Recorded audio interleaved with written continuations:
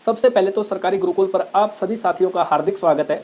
देखिए दोस्तों, अगर आप डर रहे हैं कि नंबर कम है, पता नहीं सिलेक्शन होगा या नहीं होगा, तो अभी उम्मीद रखिए दोस्तों, क्योंकि नॉर्मलाइजेशन बचा हुआ है। नॉर्मलाइजेशन क्या होता है, कैसे होता है, इसके बारे में मैं आपको बताने वाला हूँ, ठीक है ना। देखिए, मान लीजिए खूब सारे बंदे हैं, ठीक है ना, क्या है, खूब सारे बंदे हैं, सभी ने एग्जाम दिया है, अलग अलग शिफ्ट में सभी का एग्जाम हुआ है। तो आपका जो ड्राइवर का एग्जाम हुआ है वो 3 शिफ्ट के अंदर हुआ है, इतना आपको पता है। देखिए, वीडियो पता नहीं आप पूरा देखेंगे या नहीं देखेंगे, आपको मैं पहले हिंट में बता देता हूँ। जिस बंदे के नंबर कम आए हैं और वो बंदा इस वीडियो को कंप्लीट देख लेता है, तो मेरी 100% गारंटी है कि उसको अंतिम समय तक ये उम्मीद रहेगी कि मेरा भी सिलेक्शन होगा, ठीक है ना। कम नंबर वालों के लिए स्पेशल है, बाकी जिसके ज़्यादा है वो देखे ना देखे कोई फर्क नहीं पड़ता, और जो देखेगा ना उसके लिए फ़ायदा ही होगा। बात कर लेते हैं नॉर्मलाइजेशन की। तो आपका जो एग्जाम है दोस्तों वो 3 शिफ्ट के अंदर हुआ है, पहला shift, second shift, third shift, ठीक है। पहला शिफ्ट है वो इजी बताया जा रहा है। जब एसएससी पेपर तैयार करता है तो उसको खुद को नहीं पता होता है एसएससी को कि ये पेपर हार्ड है, इजी है, मीडियम है। लेकिन जब पेपर कंप्लीट हो जाता है किसी भी शिफ्ट के अंदर, तो वहाँ एसएससी के पास कंप्यूटर में कंप्लीट डेटा होता है कि कितने % लोग कितने क्वेश्चन सही कर रहे हैं। उस आधार पर फिर एसएससी बताता है कि पेपर का लेवल कैसा था, ठीक है। चलिए, अभी हम आपको पूरा एक एग्जाम्पल के जरिए समझाते हैं नॉर्मलाइजेशन क्या होता है। तो नॉर्मलाइजेशन क्या होता है दोस्तों, नॉर्मलाइजेशन एक एवरेज होता है, ठीक है ना, औसत होता है। मैथ के अंदर हमने एक टॉपिक पढ़ा है औसत, तो उसमें नहीं देखा आपने, हर चीज़ को बराबर कर दिया जाता है। तो यही नॉर्मलाइजेशन में होता है, जितने भी कैंडिडेट होते हैं उन सबको बराबर कर दिया जाता है। कैसे होता है, अब कंप्लीट समझ लीजिए पूरी जानकारी। मान लीजिए दोस्तों 5 बंदे हैं, कितने बंदे हैं, 5 बंदे हैं। इन्होंने एग्जाम दिया कौन सी शिफ्ट के अंदर, पहली शिफ्ट के अंदर। अब कंप्लीट आपको ध्यान से समझ लेना है। अगले वाले 5 बंदे हैं, ठीक है ना, इसने एग्जाम दिया सेकंड शिफ्ट के अंदर, इसमें दिया सेकंड शिफ्ट के अंदर। अगले 5 बंदे हैं, इन्होंने एग्जाम दिया थर्ड शिफ्ट के अंदर। कितने, कौन सी शिफ्ट के अंदर, थर्ड शिफ्ट के अंदर एग्जाम दिया। इतना क्लियर है। 5 से ज़्यादा मान सकते हो आप, लेकिन एक छोटा एग्जाम्पल लेके चल सकते हैं। 5 के आप जितने मानो मान लेना, पूरा ध्यान से समझना है हर एक चीज़ आपको। अब मान लो दोस्तों कट ऑफ जो है वो आपकी चली गई 60, ठीक है ना, 60 चली गई, 60 कट ऑफ चली जाती है। 5 बंदे हैं, फर्स्ट शिफ्ट को आप इजी बता रहे हो, तो यहाँ मान लेते हैं 5 बंदों में से पहले बंदे के आ गए 65 नंबर, क्या आ गए भैया, 65 नंबर आ गए। दूसरे बंदे के आ गए 60 नंबर, तीसरे बंदे के आ गए 70 नंबर, चौथे बंदे के आ गए 55 नंबर, और 5वें बंदे के आ गए कितने भी मान लो यार 75 नंबर आ गए, ठीक है ना। तो यहाँ अगर कट ऑफ के अकॉर्डिंग देखें तो एक बंदा बच रहा है केवल, कितना, 55 नंबर वाला। कट ऑफ मान लेते हैं 60 है, तो 55 नंबर वाले बंदे का सिलेक्शन नहीं हुआ, मानते हो ना इस बात को। बाकी 4 का तो सिलेक्शन हो गया, 60, 65, 70, 75, कट ऑफ है 60, तो 60 से सबके नंबर ज़्यादा हैं, तो सिलेक्शन हो गया ना फर्स्ट शिफ्ट के अंदर। चलिए अभी सेकंड शिफ्ट के अंदर आते हैं। सेकंड शिफ्ट में 5 बंदे हैं, सेकंड शिफ्ट का लेवल मीडियम बताया जा रहा है। तो मीडियम के अकॉर्डिंग हम बात करें तो यहाँ पे मान लो पहले वाले बंदे के नंबर आ गए 55, सेकंड वाले बंदे के नंबर मान लो आ गए 50, तीसरे वाले के आ गए 57 नंबर आ गए, ठीक है ना, चौथे वाले बंदे के नंबर आ गए 60, और 5वें वाले बंदे के आ गए 65।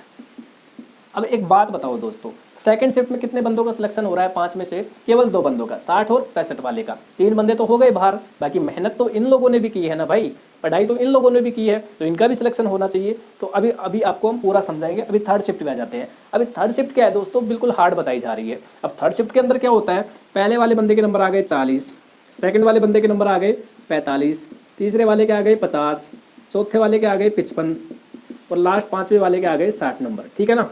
तो तीसरे शिफ्ट के अंदर कौन से बंदे का सिलेक्शन हुआ, 60 वाले का हुआ, बाकी सब बाहर। तो इस तरीके से हम बात करें तो पहली शिफ्ट में ज़्यादा से ज़्यादा बंदों का सिलेक्शन हो रहा है। देखिए पहली शिफ्ट में केवल एक बंदा बाहर हो रहा है, बाकी 4 बंदों का सिलेक्शन हो रहा है 5 में से, ठीक है ना। और बाकी दूसरी और जो तीसरी शिफ्ट बची है इसमें से केवल एक बंदे का सिलेक्शन हो रहा है, बाकी बाहर हो रहे हैं। तो ये मतलब तो है नहीं कि फर्स्ट शिफ्ट वालों का ही सिलेक्शन होगा, सेकंड थर्ड शिफ्ट वालों ने तैयारी नहीं की। अब क्या होता है ये देखिए, फर्स्ट शिफ्ट में 4 बंदों का सिलेक्शन हो रहा है, इसमें 2 बंदों का हो रहा है, इसमें एक ही बंदे का हो रहा है। तो जो सेकंड और थर्ड शिफ्ट बची है, जो हार्ड शिफ्ट थी, इन लोगों को फर्स्ट शिफ्ट वालों के बराबर किया जाएगा। क्यों, वो कैसे किया जाएगा, नॉर्मलाइजेशन के नंबर देके। अब नॉर्मलाइजेशन के नंबर दोस्तों आपके 5 भी बढ़ सकते हैं, 10 भी बढ़ सकते हैं, 15 भी बढ़ सकते हैं, ठीक है ना। जब तक आपको बराबर नहीं किया जाएगा आपके नंबर बढ़ाए जाएंगे। तो ये है बात नॉर्मलाइजेशन की, यानी सबको एक बराबर लेवल पे लेके आना ही नॉर्मलाइजेशन होता है। आप ये बात मान सकते हैं, ठीक है ना।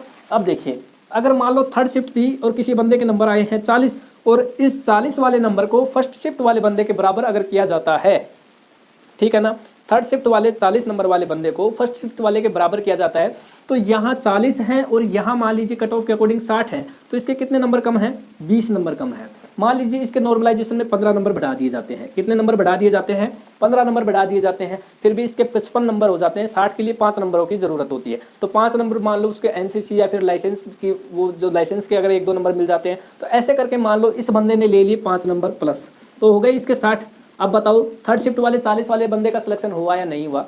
तो अब नॉर्मलाइजेशन में नंबर कैसे बढ़ते हैं, ठीक है ना। अब 40 वाला बंदा ये कहेगा कि मेरे 15 नंबर, भाई 15 नंबर ऐसे ही नहीं बढ़ेंगे। 15 नंबर कब बढ़ेंगे ये सुन लीजिए, ठीक है ना। नंबर जो आपके बढ़ेंगे वो आपने पेपर जो किया है, पेपर में जो कारनामे किए हैं उसके अकॉर्डिंग बढ़ेंगे, ठीक है ना। पेपर में आपने क्या क्या कारनामे किए हैं। सबसे महत्वपूर्ण जो बात होती है वो होती है नेगेटिव मार्किंग की दोस्तों। किसकी होती है? नेगेटिव मार्किंग की, कि आपने पेपर में नेगेटिव मार्किंग कितना किया है। अब चाहे आपके नंबर 40 आए हों, 50 आए हों, नंबर ज़्यादा से ज़्यादा किसके बढ़ते हैं वो बात हम कर रहे हैं। नेगेटिव मार्किंग पर विशेष फोकस किया जाएगा कि आपने नेगेटिव मार्किंग कितनी की है, ठीक है ना। अगर नेगेटिव मार्किंग आपने ज़्यादा नहीं की है तो, और हार्ड शिफ्ट में आपका एग्जाम था, तो उम्मीद रहेगी आपके ज़्यादा से ज़्यादा नंबर बढ़ेंगे, ठीक है ना। चलिए, नेगेटिव मार्किंग पहला पॉइंट हो गया। दूसरा पॉइंट आता है कि आपने एग्जाम में जो क्वेश्चन किए हैं उनका लेवल कैसा था। जैसे मान लो आपने एग्जाम में क्वेश्चन 1 से लेके 5 तक कर दिए। अब हो सकता है 1 से 5 तक के ऐसे क्वेश्चन हो जो सभी कैंडिडेट ने किए हों, उनका लेवल मतलब बिल्कुल आसान था या नॉर्मल था, जो आपने किए वो सभी ने कर दिए हों, ठीक है ना। तो वो सब आपका देखा जाएगा कि आपने जो क्वेश्चन किए हैं वो कौन कौन से किए हैं और कितने कैंडिडेट हैं जो उन क्वेश्चनों को गलत कर रहे हैं और आपने वो क्वेश्चन सही किए हैं। तो वहाँ पे देखा जाएगा कि आपकी जो तर्क शक्ति है, आपका जो दिमाग है, वो एग्जाम में कितना लगा है। इस बात को आप मानते हैं? जैसे कि एग्जाम्पल से समझिए, क्वेश्चन है 55 नंबर का। कौन से नंबर का? 55 नंबर का, 56 नंबर का और 57 नंबर का। अब ये जो 55 नंबर का क्वेश्चन है वो आपने मान लो सही कर दिया। क्या कर दिया? सही कर दिया। और बाकी जो 5 लोगों में से 4 लोग बचे हैं उन्होंने कर दिया गलत, ठीक है ना। तो वहाँ पे देखा जाएगा कि भाई 4 लोगों ने उस क्वेश्चन को गलत किया है और आपने सही किया है, तो वहाँ भी नॉर्मलाइजेशन में आपको ज़्यादा नंबर मिलने के चांस हैं, ठीक है ना। वो क्वेश्चनों का आधार आपका देखा जाएगा। लेकिन अभी शायद किसी को पता नहीं है कि किसने कौन से क्वेश्चन में कितना टाइम दिया था। बाकी इतना पता है कि कौन सा क्वेश्चन सही किया है और कौन सा क्वेश्चन गलत किया है, लेकिन ये पता नहीं चल पाएगा कि जो क्वेश्चन आपने सही किया है वो कितने लोगों ने गलत किया है। इसका जवाब आपको नहीं मिलेगा। ये तो बहुत मुश्किल सवाल हो जाता है, ठीक है ना। लेकिन एसएससी के पास लगभग इसका डाटा होता है कि भाई उसको पता होता है, एक एवरेज निकाल लिया जाता है कि कितने लोगों ने कौन सा क्वेश्चन ज़्यादा से ज़्यादा ठीक किया है, ठीक है ना। वो चीज़ आपकी देखी जाएगी नॉर्मलाइजेशन में। तीसरे नंबर का पॉइंट, यानी 2 पॉइंट हो गए।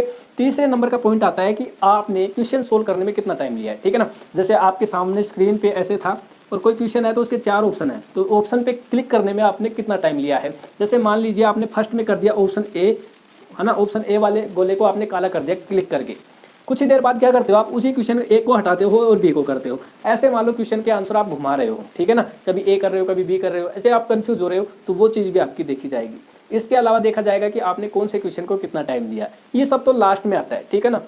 बहुत लास्ट में आता है। पहले तो आपका नेगेटिव मार्किंग देख लिया जाएगा और दूसरे स्टेप में देखा जाएगा कि आपने जो क्वेश्चन किए हैं वो कौन कौन से किए हैं, यानी क्वेश्चन जो है एग्जाम में वो किस टाइप के आपने ज़्यादा से ज़्यादा सोल्व किए हैं, ठीक है ना। तो इस चीज़ के आधार पे आपको नॉर्मलाइजेशन में नंबर बढ़ेंगे। अब जिसके नंबर कम हैं, जैसे मान लो किसी का 40, 50, 55 नंबर आ रहे हैं, वो क्या सोच रहे हैं कि हमें तैयारी नहीं करनी है, हम तो रह जाएंगे। भाई ऐसी कोई बात नहीं है। नॉर्मलाइजेशन है दोस्तों, जो भी होता है नॉर्मलाइजेशन के ऊपर डिपेंड करता है। जब तक फाइनली रिजल्ट नहीं आता, आपको नॉर्मलाइजेशन के नंबरों का पता नहीं चलता।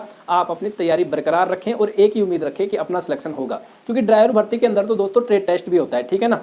ड्राइविंग ट्रेड टेस्ट जो होता है उसमें जिसके चाहे नंबर ज़्यादा हो या कम हो, उसमें तो गाड़ी चलवा के देखी जाएगी। अब ये तो है नहीं कि एग्जाम में जिस बंदे के नंबर कम आए हैं वो गाड़ी नहीं चला पाएगा, उसको वहाँ पे गाड़ी में भी कम नंबर मिलेंगे। एक बात ज़रूर है, मैं मानता हूँ जिस बंदे के नंबर कम आए हैं मतलब उसने भाई पढ़ाई कम की है और उसने जॉब की है। क्योंकि ड्राइवर भर्ती में 70% लोग ऐसे हैं जो पहले से गाड़ी चला रहे हैं, 30% लोग ऐसे हैं भाई जो अपनी पढ़ाई कर रहे हैं, तो पहले से गाड़ी चला रहे हैं, तो उनके पास तो एक्सपीरियंस अच्छा है। और बाकी दोस्तों जिस बंदे के नंबर कम है ना, उसको डरना नहीं है भाई, लास्ट तक उम्मीद रखनी है। क्योंकि नॉर्मलाइजेशन में जिसके कम नंबर है उसके ही ज़्यादा बढ़ते हैं, ठीक है ना। जिसके ज़्यादा हैं उसके तो और ज़्यादा बढ़ा के कहाँ लेके जाएंगे उनको, क्योंकि कम वालों को ही तो ज़्यादा नंबर वालों के बराबर किया जाता है, तो कम नंबर वालों के ही ज़्यादा नंबर बढ़ते हैं।